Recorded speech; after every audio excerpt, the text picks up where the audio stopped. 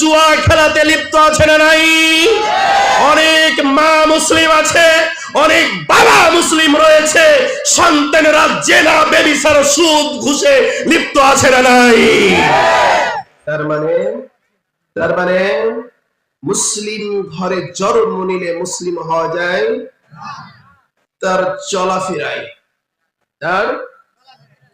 তার উঠা বসায়, তার কথা বলা, তার চলাফেরা, তার লেবাস, চারিত্রিক সবকিছু, চারিত্রিক সবকিছু একজনের যখন পরিপূর্ণ থাকবে, সেই ব্যক্তি দাবি করতে পারবে আমি মুসলিম।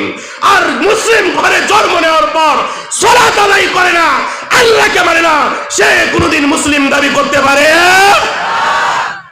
আছে না নাই? কম না বেশি?